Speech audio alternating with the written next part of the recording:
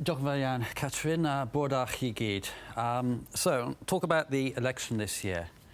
And I thought what I should do to start off with is to establish some firm basis for understanding this election, set out some of the most certain knowledge that we have about elections, the product of years, in some cases decades of diligent research. There's established some of the things which are clearly the case, the most well verified knowledge that we have about elections in general and elections in the UK in particular. And this, I think, will be of great benefit to us in understanding what happened in 2017. So I thought I'd just talk through, I think, four particular things.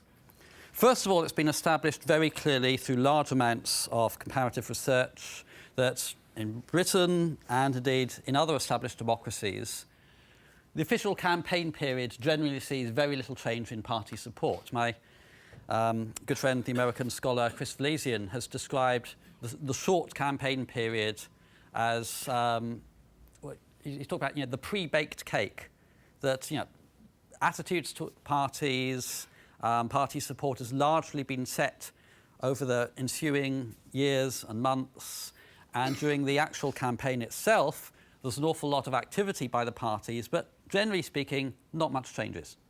The analogy I would use, which possibly suggests that I've been in Wales for a little bit too long, is with a rugby scrum, where you have these two great masses of humanity shoving against each other with all their might and normally getting nowhere, maybe just collapsing in the mud. So not much changes during the campaign. That's been very well established across multiple studies. Secondly, I think we know through numerous previous examples that divided parties do not prosper in general elections. My undergraduate lecturer, the legendary Professor David Denver, used to say, with I think a pardonable degree of exaggeration, that it would be better for a party to be united around a policy of slaughtering the firstborn than it would be for them to be openly divided in election. And I think it's important for understanding this year's general election, where the major opposition party entered the election with a leader who had been publicly disowned or expressed a lack of confidence in him by an overwhelming majority of his party colleagues. The Labour Party had very clearly and publicly been divided for much of the previous 2 years, the lifetime of this Parliament. Thirdly, it's been established pretty clearly by previous examples that the Labour Party does not do well, does not prosper in general elections when it's led from the left. Most obviously seen in 1983, but also to possibly a somewhat lesser extent, other leaders who to some degree had been or were identified with the left, such as Neil Kinnock, maybe even like 2015 Ed Miliband, elected as the somewhat more left-wing Miliband brother. Labour Party has not done well in elections when it's been led from the left. And finally, very clearly established is that two-party politics has been in long-term decline. The general elections in the 1950s, the four general elections in that decade, I believe it's the case that in every one of them, certainly the Britain-wide vote share of the Labour Party and the Conservatives combined was always 90% or above. Since then, the roughly half century or so since then, there's been a not quite linear but fairly clear decline in the dominance of the Conservative and Labour parties put together, reaching in 2010 the point where Labour and Conservative between them won less than 2/3 of the vote. So all of these things have been very well established. These are what we thought we knew about elections in the UK. So what actually happened? I'm going to look in some detail at the results, but start off just with a couple of slides on the opinion polls Britain-wide. So this is basically every single Britain-wide opinion poll throughout the lifetime of the last Parliament. The solid lines here basically are the trend lines. The individual dots are the individual polls. And you can see from this, first and most obviously, that the Conservatives were always ahead throughout the entire lifetime of this, albeit truncated, Parliament. That's extremely unusual. We do see something of a dip in Conservative support in spring last year. This was the time of the unpopular budget, the Ian Duncan Smith resignation, the junior doctors' strike, the Panama Papers fiasco and things like that. But even then, the Conservatives were still ahead. Theresa May becomes Prime Minister around this time. There's a sort of honeymoon period which proves remarkably resilient. And then we see, as the election is called, a substantial upward spike in Conservative support. The Labour Party was never ahead. Jeremy Corbyn is elected there. If you squint very hard, you can see the Corbyn bounce. But basically, the Labour Party is flatlining until May becomes Prime Minister. And then it's broadly trending downwards towards just the mid-20s, around 25% at the start of the election campaign. Meanwhile, UKIP support started to edge downwards after Theresa May became Prime Minister. And the hashtag Lib Dem Fight Back, I think it's there, if you squint very closely. But what I'm interested in particularly is what happened here. And if we, and in particular this very substantial change, which if we expand that into just a graph of the campaign polling, this looks rather less spectacular, but is still nonetheless something very significant. I mean, the Conservatives, doing really well at the start of the election campaign, close to 50% support on average, maintaining that level for some time well into May, and then starting to trend downwards. But the major change we see here is an almost continuous, indeed not far short of linear, steady upward movement in Labour Party support. And this deeply divided party actually adding significant support during the course of the campaign. Albeit the final polls, on average, still somewhat underestimated Labour support and marginally overstated Conservative support. The other things we see here, well, the Lib Dems starting moderately and then tailing off, and of course UKIP doing very poorly indeed. And that led us to the following result, unexpected by many people, including by me. One or two things to notice here. For the second successive general election, the Labour Party saw its vote share rise by almost twice as much as for the Conservatives. The same was actually true in 2015, but in 2015 the Conservatives were spectacularly successful at getting the votes where they needed them, and Labour, frankly, was spectacularly unsuccessful at doing that. This time round, Labour was actually rather better at getting the votes in the right places. So the Conservatives, very unusually, added 5.5 percentage points to their vote share from 2 years ago, yet had a net loss of seats. That doesn't happen very often. But the Labour Party, with this substantial increase in vote share, saw themselves going significantly above 250 seats and, crucially, denying the Conservatives their parliamentary majority. Elsewhere, of course, we see the SNP maintaining their position as the clear third party in the Parliament, albeit losing significant ground. The Lib Dems, a few more seats, but amazingly even fewer votes, or even lower vote share in 2015. And Greens fading away from last time, UKIP fading away really quite spectacularly. So a few things to think about in general about these UK-wide results. First of all, this was the second successive election, but also only the second time it has ever happened, that in the 4 nations of the UK, 4 different parties came first. So Northern Ireland was the DUP, Scotland the SNP, Wales was Labour, England the Conservatives. Now, there was, as I'll show in a second, some modest convergence in electoral behaviour of Scotland and Wales becoming a bit more like England. There's also a point I'll return to at the end in terms of campaigning. Arguably, the election was more differentiated across the different nations of the UK than ever before. This is a dissimilarity index. If I can just explain this index potentially runs from 0 to 100. 0 would be where the same party's got exactly the same share of the vote in the different nations of Britain. 100 would be, say, where parties who got all the votes in Scotland got no votes at all in England. Now, I charted this all the way through from 1945. Yeah, it fills the long winter evenings. And basically, the dark line is Scotland, the lighter grey line is Wales. We can see here that Wales basically has had a certain degree of electoral distinctiveness from England throughout the entire post-war period. It reached its peak in 1992, when Labour performed disproportionately well in Wales, but then they were led by the Welshman Neil Kinnock, so perhaps that's not surprising. Since then, there's been a very gentle but continual trend in terms of Wales becoming more like England in its general election voting behaviour, and that continued in 2017. Scotland used to be much more like England than Wales was. That changed in 1974, and at every general election since, Scotland has been more different to England than Wales has. But in 2015, this line almost sort of went right off the top of the chart. With the decline somewhat of the SNP, the revival of, in particular, the Scottish Conservatives this year, Scotland has become somewhat less electorally distinct from England, but still quite substantially different. Okay. A second key point from the UK results is this long-term trend for more than half a century of the decline in two-party dominance suddenly went into reverse, and went into reverse quite significantly. This next chart goes again all the way back to 1945.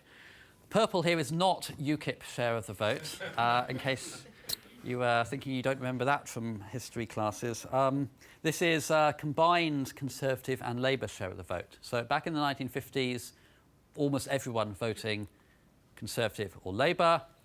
The broad trend since then has been for this to go downwards, hitting thus far an all-time low in 2010. Modest revival in 2015, but then a much more substantial revival in two-party dominance this year. This is the highest two-party vote share since 1970. So almost in almost 50 years. A big part of this, of course, has been the decline in this yellow bit. The Alliance Liberals, now Liberal Democrats, doing much less well. But this time, of course, also substantial decline in the vote share of others. That's less vote share for the SNP, less for the Greens, and a lot less for UKIP. Third point on the UK-wide results, largely because of this reassertion of two-party dominance, the operation of the electoral system this year also became much less disproportional. We know with first past the post, it's tended to discriminate against smaller parties, except when, as in the case of the SNP, their support is geographically concentrated. And so what we've seen since the rise of the Liberals, later Liberal Democrats in the 1970s, has been a general trend towards increased disproportionality. The match between the share of votes and share of seats has been less exact. But this year, it came much closer back into alignment again. I'm afraid I only did this one back to 1951. I'm sorry, I feel a bit of a slacker. We need some more long winter evenings. But basically, this is the Gallagher Index of Disproportionality. Again, potentially runs from 0 to 100. 0 is where the percentage votes and percentage seats exactly match for all parties. 100 is the somewhat unlikely scenario where all seats go to parties that win none of the votes. In practice, anything in double figures is quite significant disproportionality. And you see, during the era of two-party dominance, we had relatively low disproportionality, a big upward spike in 1974, and then quite significant disproportionality in every election since, but back down this year into single figures, the lowest figure again since 1970. And that is more or less the direct result of the reassertion of two-party dominance. So the electoral system is working in a less distorting manner than it used to do. Right. And now I'd like to talk about the results in Wales a little bit. First of all, this is a chart with the Welsh polls. I don't need a trend line on here because this has basically all of them from the start of the campaign. So we had one here, and then the next three along here. And basically we saw, and it caused a lot of interest at the time, the first poll showing a 10-point Conservative lead. This was very much in line with the Britain-wide spike in Conservative support that we're seeing at the beginning of the general election campaign. It seemed as if Theresa May's gambit of focusing this election on Brexit was doing well everywhere, and possibly doing particularly well in Wales, which of course had voted for Brexit. as I say, that poll caused something of a sensation. It was even reported, I was told, in the Times of India, whose coverage, I believe, of Welsh opinion polls, and I hope I'm not being unfair to the Times of India, but I believe their coverage of Welsh opinion polls is less than thorough in most circumstances. But anyway, got a lot of interest. Conservatives maintained their lead in the second poll, albeit the Labour already fighting back. But then, time of our third poll, which was sort of mid-May, Labour moving back into the lead. And that turned out not to be any sort of fluke poll because they maintained and indeed improved their position subsequently. The other parties, of course, all getting squeezed. UKIP, who got more than 13% of the vote in 2015, getting squeezed harder than a lemon in a crowded lift. But Plaid Cymru also generally trending downwards during the campaign up until the very end. And the Lib Dems, doing so well. In fact, their line disappears behind the purple one there. And that produced these results in Wales, which I'll talk about in relation to the parties individually more in a second. But basically, really strong performance from Labour, again, increasing their vote share more or less twice as much as the Conservatives did. Conservatives, amazingly, adding more than 6 percentage points onto their vote share from 2 years ago, and yet coming out with a net loss of 3 seats. That doesn't happen very often. Plaid Cymru, as I'll talk about in a second, getting away with it perhaps. Poor vote share, but decent performance and outcome. Everyone else doing badly. Again, the big change here, the enormous decline in UKIP vote share from just 2 years ago. So what I'd like to do now is just talk a little bit about the parties in Wales, look at them individually and their results and how they did. And I'll start, because this is Wales and we always start with Labour, so I'll start with the Labour Party. That's entirely warranted because the Labour Party have, as most of you here know, for a very long time been the dominant political party here. This was the 26th successive election in Wales where the Labour Party won the most votes and the most seats. The one that started in 1922. So next year will be the centenary of the last general election in Wales that Labour didn't win. So I hope you're all planning your parties for that now.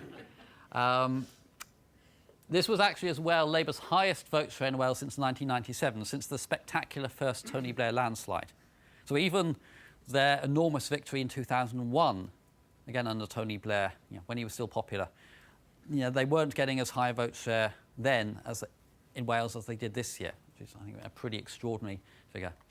And Labour's vote share declined in not a single seat of the 40 constituencies in Wales. Nor did Labour lose a single deposit in Wales. Note here their highest and lowest vote shares. We look at individual seats. These are the 5 constituencies where Labour had their best vote share changes from last time. These are the 5 where they had their worst. Interesting to note, 3 of the 5 best in Cardiff. Just as we saw in the council elections back in the beginning of May, the Labour Party in Wales' capital city doing really well.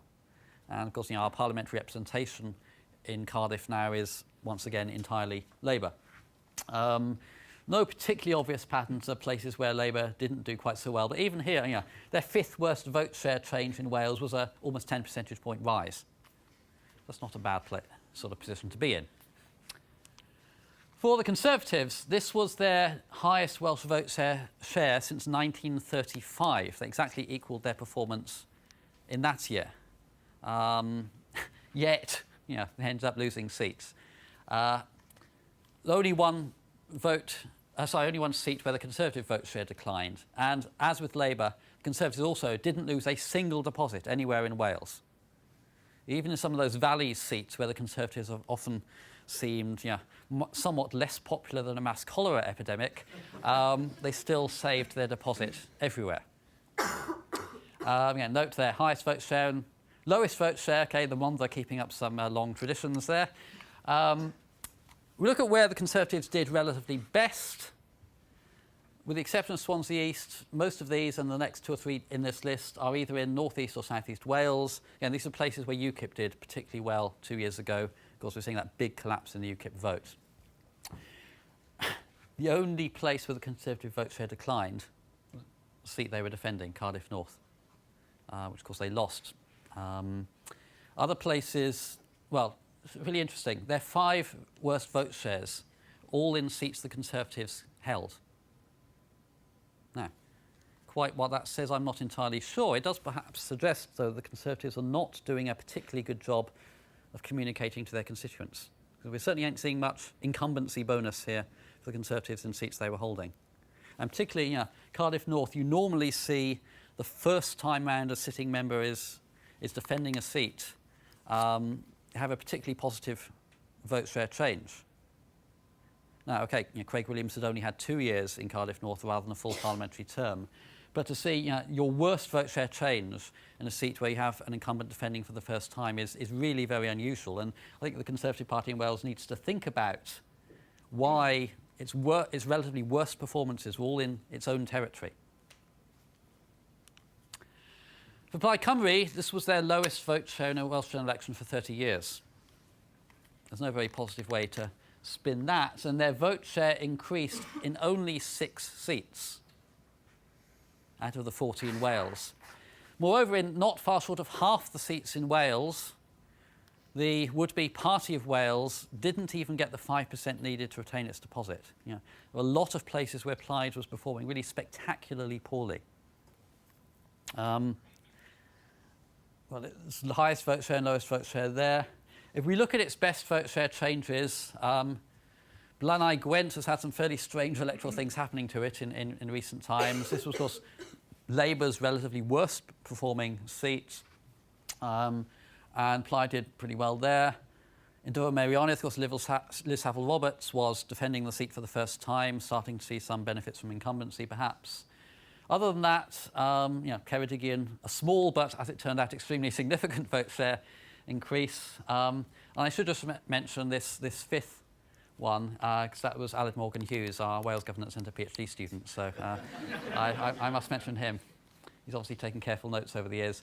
But if you look at some of the places where these worst vote share changes, OK, the vote isn't collapsing through the floor, but in some of these places, it wasn't a great deal further. It could have fallen anyway. And some of these, Rhondda, Llanelli, these are seats where Plaid have, either this year or in very recent times, been talking up their chances of winning. Cardiff West was a place where they had one of their best performances in the Assembly election last year, and yet these are places where this year Plaid were doing relatively worst. So I think, again, Plaid need to look at how effective they're being at getting the votes out in the sort of places where they're targeting. For the Liberal Democrats, well, lots of people, including me, thought that 2015 was as bad as it could possibly get. And they managed to lose a further 2 percentage points on the already pathetic 6.5% vote share they won 2 years ago. Yet again, as we saw in the Europeans in 2014, as we saw also in the last general election, Wales was the worst performing British nation for the Liberal Democrats. They had a lower vote share here than they did either in Scotland or in England. And indeed, their vote share increased in only 2 seats. Brecon and Radnor, well, understandable, I suppose. It's the base of Kirsty Williams, where she did very well last year. Somewhat more mysteriously, Preseli, Pembrokeshire. I'm not quite sure what's going on there. Everywhere else, their vote share was down. Everywhere else. And they've become effectively a 4-seat party in Wales. I mean, they lost 36 deposits. There's only 4 seats where the Liberal Democrats were even doing respectably well. This is a party that was winning over 20% of the vote in Wales just 7 years ago. And indeed, 7 years ago, they were in double figures in terms of vote share in every seat in Wales by Ynys Môn. Highest vote share, Brecon and Radnor. Lowest vote share, the Rhondda, they couldn't even manage 1% of the vote. And if we look at some of their worst vote share changes, their worst one, their key target seat of Cardiff Central. Some of these others, Ceredigion, the one seat they were defending. Places like Pontypridd and Swansea West, where they were scoring very solid, respectable second places just 2 general elections ago. And of course, their former seat in Montgomeryshire. Well, I guess possibly the curse of Lembit continues to have some influence. It's very difficult to find anything at all positive to say about the Liberal Democrats' performance, except at least it wasn't as bad as UKIP. That's about the best thing you can say. For UKIP, they lost more than 5/6 of the vote share they'd had just 2 years ago. And 2 years ago, I mean, UKIP stood 2 years ago in every single Welsh seat. And every single UKIP candidate in Wales saved their deposit. There was a quite spectacular contrast that 2 years ago with Scotland, where in Scotland every single UKIP candidate lost their deposit. But here, this time round, they stood in 32 of the 40 seats and every single candidate lost their deposit. So you go from performing pretty well everywhere to performing dreadfully everywhere. Once again, as 2 years ago, their highest vote share, I'm sure it will please the former member Neil Kinnock, their highest vote share was in Islwyn. Lowest vote share in Cardiff Central. But, you know, I mean, what we're seeing here in terms of their lowest vote shares, these are basically places where they did relatively well, but they had furthest to fall. And they were falling quite a long way. Right. So how do we make sense of all of this? Well, that's going to be quite a long-term job, I think, trying to puzzle this out. A lot of the detailed survey data that people like me will spend a long time analysing hasn't come through yet. So I'm just going to offer a few thoughts about interpreting this general election, necessarily somewhat tentative in nature, and hopefully we can discuss some of them. First of all, I mean, this was supposed to be the Brexit election. That's very much how Theresa May sought to focus it. This made a great deal of sense. Brexit was clearly an important issue. It, at the very least, gave the Conservatives a strong pretext for calling an election they looked likely to win anyway. And you look at some of the survey data, fighting on the territory of Brexit seemed likely to play to the advantage of the Conservatives. Indeed, if we look at data from just before the election about the salience of Brexit and where the parties ranked, this focus of the election should have played to the Conservatives' advantage. So one thing we asked in all the Welsh Political Barometer polls was also asked in some of the Britain-wide polls that showed a very similar picture, was just how important an issue was Brexit compared to other issues in the election. So this is from the final Welsh poll done in June. And this just identifies, we asked people name up to 3 important issues in this election. So the percentages here add up to more than 100 because people could name more than one issue. I've only listed the 4 most commonly named issues here because there were lots of other things. But clearly, and this was consistent in all the Welsh polls, also seen very clearly in the Britain-wide polling, is that you ask people what's the most important issue and Brexit came up consistently as the most commonly named issue. Ahead of, for instance, imaginable 2 general elections ago, the economy was only consistently the 4th most important issue. Had, even in Wales, and yes, I know it's a devolved issue and everything, health actually normally coming out as the 2nd most important issue, immigration coming out normally as the 3rd most important issue, but consistently and clearly Brexit being named as the most important issue by more people than any other. So, this focus on the Conservatives' chosen territory should have helped them. And it particularly should have helped them because when we asked people which parties are best placed to handle these issues, on Brexit, look at the ratings of the parties, the Conservatives consistently came out ahead. So which party is best able to handle this? This was the last time we asked this, barometer poll right at the very end of May. Okay, lots of people said no party or some other party or don't know. But of those who named a party, the Conservatives had a consistent and substantial lead in the handling of Brexit. So in a sense, this makes the election outcome all the more puzzling. The Conservatives started off with huge opinion poll leads, and on the territory of their choosing, well, the public, first of all, believed their pitch or accepted their pitch that this was, in significant elements, a Brexit election, and the Conservatives were the most popularly rated party on Brexit. Yet, Conservatives ended up significantly underperforming. What on earth is that about? Well, I think that's going to take some puzzling out. Part of the answer, I suspect, though, will be revealed by the next couple of slides.